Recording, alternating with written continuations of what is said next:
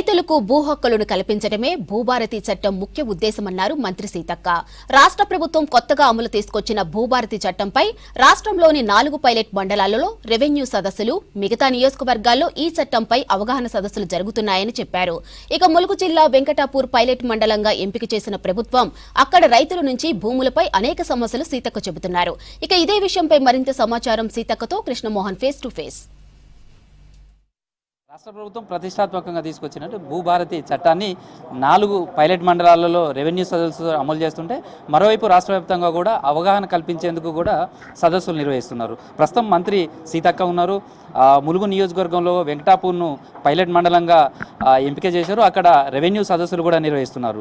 ఇప్పటికే మీరు రెవెన్యూ సదస్సులు నిర్వహిస్తున్నారు, ఓవైపు అవగాహన సదస్సులు నిర్వహిస్తున్నారు. ఈ భూభారతి చట్టం తీసుకొచ్చిన తర్వాత రైతుల నుంచి మీకు ఇంకా మీరు తీసుకొచ్చిన వాటి మీద వాళ్ళ నుంచి ఏమైనా ఫీడ్బ్యాక్ వస్తుందా? వాళ్ళు ఎట్లాంటి సూచనలు చేస్తున్నారు? అంటే వాస్తవానికి కొంతమంది రైతులు అయితే నాకు డైరెక్ట్గా ఫోన్ చేసి రకాలు పెట్టండి అని అడుగుతున్నారు.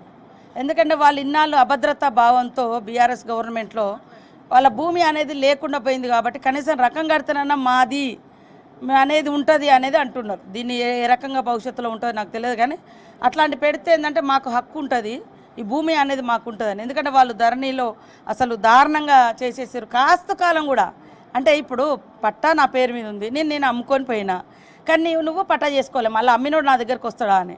కానీ ఇవాళ నీది అని తెలవాలంటే ఎట్లుండాలి? కనీసం కాస్త కాలం అని ఉండాలి కదా. కాస్త కాలం కూడా తీసేసారు. కేవలము వాళ్ళ పార్టీ నాయకుల కోసం ఒకప్పుడు ఉద్యమాల ప్రాంతాల నుంచి మరి పక్కకెళ్ళిపోయి ఉండి అలాంటి వాళ్ళ కోసం మళ్ళీ హక్కులు ఇచ్చి ఎప్పుడో అమ్ముకొని పోయిన వాళ్ళు ఉన్నారు. దొరలో, పటేల్లో, ఇంకెవరో, లేదా వదిలిపెట్టుకొని పోయారు. ఎందుకంటే 100 ఎకరాలు ఇప్పుడు మన దగ్గర కూడా ఉమ్మర్ ఖాన్ పేరు మీద మల్లంపల్లి ప్రాంతంలో 16,000 ఎకరాలు వచ్చింది. కేసీఆర్ వచ్చినాక వాళ్ళ ఫ్యామిలీస్ అన్ని ఇక్కడికి వచ్చి ఇది మాది అని అక్కడ పట్టాలు చూపిస్తున్నటువంటి పరిస్థితి. కాస్తకాలం అనేది లేదు. ఎంత దారుణము! ఇవాళ కాస్తకాలం లేకుంటే నీకు నీది అని ఎట్లా? ఇట్లాంటి సమస్యలు సృష్టించి వందలాది వేలాది ఎకరాలు భూమార్పిడి జరిగింది. పాపం భూములు కోల్పోయారు. అలాంటి వాళ్ళైతే చాలా సంతోషంగా ఉన్నారు. వాళ్ళందరూ కూడా మ్యాక్సిమం మన మారుమూల ప్రాంతాల్లో రైతులు కాంగ్రెస్కు ముఖ్యంగా ఈ ధరణి పోతే మా బతుకులు, మా భూములు దక్కుతాయని కాంగ్రెస్ని ఆదరించిన విషయం కూడా మనకు స్పష్టం. ధరణి టైంలో కూడా చాలామంది రైతుల పేర్లు వాళ్ళ పాస్బుక్లలో రాలే, రికార్డులలో కూడా వేరే వేరే వాళ్ళ పేర్లు వచ్చాయి. పార్ట్ బి అనే దాని మీద కూడా లక్షల ఎకరాలు ఉండి కూడా చాలా ఇబ్బందులు పడుతున్నాం అనేది చాలా రోజులుగా ఆందోళన చేస్తున్నారు.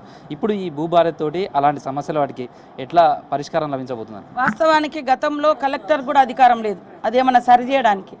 అట్లా చాలా రోజులు విరాసత్ తండ్రి పేరు మీద బిడ్డల పేర్ల మీదకి వచ్చడానికి అసలు ఆప్షన్స్ లేకుండా పోయినాయి. తర్వాత ఏదైనా మార్పులు చేర్పులు చేద్దామంటే కూడా లేదు. అంతా వాళ్ళు ప్రైవేట్ కంపెనీ, ఎవరో ఫిలిప్పీన్స్ కంపెనీ వాళ్ళ పార్టీ నాయకుల సొంత కంపెనీలకు ఇచ్చుకొని వ్యవహారం నడిపి, ఎవరైనా ప్రజల యొక్క భూమి ప్రభుత్వం ప్రొటెక్షన్ ఉండాలి, కానీ ప్రైవేటు వ్యక్తులకు ఇచ్చి ఇష్టానుసారంగా రాత్రికి రాత్రి హైదరాబాద్లో కూర్చొని పట్టాలు ఎక్కించి భూములు మార్పిచ్చారు. దాని మూలంగా చాలామంది నష్టమయ్యారు. అందుకనే ఫస్ట్ ఎంఆర్ఓ బాధ్యుడు, తర్వాత ఆర్డీఓ, తర్వాత సబ్ కలెక్టర్, తర్వాత కలెక్టర్, తర్వాత సీసీఎల్. ఒకటేసారి నువ్వు సీసీఎల్ ఓ కోర్టు ఓ అంటే ఇప్పుడు నేను దున్నుతా ఉన్నా, నువ్వు నాకు అమ్మిపోయినావు, కానీ నేను పట్టా చేయించుకోలేకపోయినా, ఎటుపోతుందిలే అని. కానీ కాస్త కాలంలో నా పేర్లు తీసేసిండు. ఇప్పుడు మళ్ళీ నువ్వు వచ్చి ఇది నా భూమి నాకే ఇచ్చిండు కేసీఆర్ అని పట్టాలు చూపించారు. అమ్మినోళ్ళు, పారిపోయిన వాళ్ళు, అక్రమంగా పట్టాలు చేసుకున్నారు. కానీ నువ్వు చూపిద్దామంటే నీ దగ్గర ఏం ఆధారం లేదు. కోర్టు ఏం చెప్తుంది? నీ దగ్గర ఏం ఆధారం లేదు కదా ఆయనదే అంటే బలవంతంగా కూడా పాపం మోకా మీద నుంచి పోలీసులను పెట్టి, ఎందుకంటే పోలీసు అధికారులు కూడా ఏం చేస్తారు?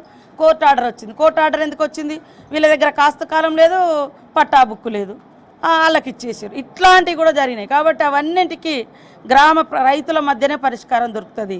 ఎంఆర్ఓలు కూడా ఒక పంచనామాలాగా చుట్టూ ఉండేటువంటి భూములను కూడా సర్వే చేసి ఈయనదేనా కాదా ఇదంతా కూడా చేస్తూ ఉన్నాం. దానికోసమే పైలట్ ప్రాజెక్టులో మనం తీసుకోవడం జరిగింది. అక్కడ ఏమన్నా ఇంకా ప్రాబ్లమ్స్ వస్తే యాడింగ్ కానీ డిలీషన్ కానీ ఉంటుంది. ఓవరాల్గా చూస్తే భూభారతి చట్టానికి సంబంధించి రైతుల దగ్గర నుంచి సదస్సులు నిర్వహించడం, ఒక కొత్త చట్టం తీసుకొచ్చినప్పుడు ఇలా సదస్సులు తీసుకురావడం కావచ్చు, రైతుల నుంచి మీరు ఫీడ్బ్యాక్ తీసుకోవచ్చు కావచ్చు, వాళ్ళ నుంచి సలహాలు సూచనలు తీసుకుంటున్నారు. ఒక చట్టం తీసుకొచ్చినప్పుడు ఇట్లాంటి సదస్సులు కానీ లేకపోతే మీటింగ్స్ కానీ ఎట్లా ఉపయోగపడతాయి అనుకుంటున్నారు? గతంలోకి ఇప్పటికి ఏం తేడా ఉంది? ఇప్పుడు ప్రజల నుంచి వాళ్ళ అభిప్రాయం, వాళ్ళ దగ్గర ఇంకెట్లా మనం చట్టంలో పొందుపరిచినవి కాకుండా అదనంగా ఏమైనా సమస్యలు వస్తున్నాయా, లేదా ఈ చట్టంలో ఉండేటువంటి ఇంకేమన్నా లోపాలు మనం కనుగొనని వాళ్ళు ఏమన్నా ఉన్నాయా, ఇంకా ప్రాక్టికల్గా అందుకనే పైలట్ ప్రాజెక్ట్ కింద కొన్ని చేస్తూ ఉన్నాం. మేము ఆ స్పేస్ ఇచ్చినాం, వాళ్ళు ధరణి తెచ్చిర్రు, ఫామ్ హౌస్లో కూర్చొని రాసిర్రు, మన మీద రుద్దిర్రు. దాని కష్టాలు ఇట్లున్నాయంటే బాగానే చేసినాం అన్నారు. మరి బాగా చేసినాక వీఆర్ఓలను ఎందుకు తీసేసారు? ఇదే నేను అడుగుతున్నా. బాగా చేసినాం అంటున్నారు, మరి వీఆర్ఓలు ఎందుకు తీసినారు? వాళ్ళు దొంగతనం చేసి, మరి దొంగతనం చేస్తే అవి మరి న్యాయం చేయాలి కదా. వాళ్ళు చేసిన తప్పులు ఎక్కడెక్కడైతే ఉన్నాయో తప్పుకు బలైనటువంటి రైతాంగానికి అయితే న్యాయం చేయాలి కదా. మరి మీరు చేయకుండా వీఆర్ఓలను తీసి అంటే మీరు చెప్పి రాయించుకున్నారు. ఇప్పుడు వాళ్ళ బాధ అంత ఏంది? ఎక్కడెక్కడికో పోయి మొసలు కన్నీరు గారుస్తున్నారు. ఎందుకంటే ఈ భూభారత్ వస్తుంది కాబట్టి వాళ్ళ ఒరిజినల్ రైతులకు భూములు చెందబోతున్నాయి. కబ్జాల నుంచి ఇలాంటి కబ్జా కోరుల నుంచి ఒరిజినల్ రైతులకు భూములు విముక్తి కాబోతున్నాయి. దాన్ని తట్టుకోలేక రకరకాల విమర్శలు చేస్తారు. Thank you. ఇది సో భూ కబ్జాదారుల నుంచి ఇప్పటివరకు రైతులు ఎదుర్కొంటున్న అనేక సమస్యలకు భూభారతి చట్టం ద్వారా విముక్తి లభించబోతుంది. రైతుల నుంచి కూడా ఫీడ్బ్యాక్ తీసుకుంటున్నాం. వాళ్ళ అభిప్రాయాలు కావచ్చు, వాళ్ళ సూచనలు కావచ్చు, అవన్నీ కూడా పరిగణనలో తీసుకుంటాం. రైతులకు సంబంధించినటువంటి భూ వివాదాల సమస్యల పరిష్కారం తీసుకునే రాష్ట్ర ప్రభుత్వం ఈ భూభారతి చట్టాన్ని తీసుకొచ్చింది అనేది మంత్రి సీతక్క చెప్తున్నారు. వీడియో జర్నలిస్ట్ రాజుతో కృష్ణమోహన్, V6 న్యూస్, వరంగల్.